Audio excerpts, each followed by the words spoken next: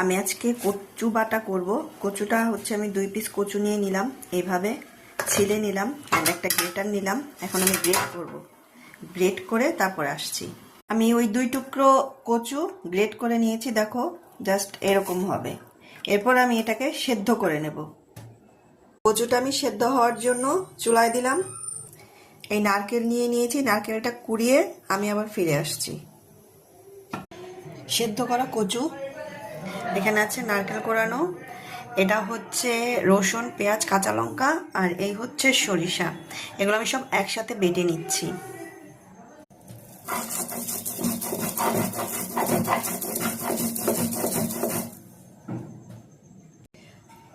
সর্ষেটা আমি আগেই বেটে নিয়েছি, এবার লঙ্কা রসুন বেটে নিচ্ছি, পরে আমি এই নারকেলটা বাটবো।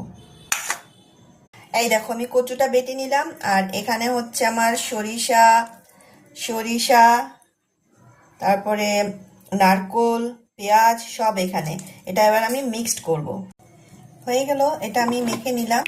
এবার এর মধ্যে দিয়ে দিচ্ছি আমি একটু সরিষার তেল। সরিষার তেল দিয়ে ভালো করে মেখে নিতে হবে। সরিষার তেল দিয়ে মেখে নিলাম।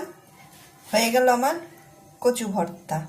গরম গরম ভাতের সাথে এই কচু ভর্তা।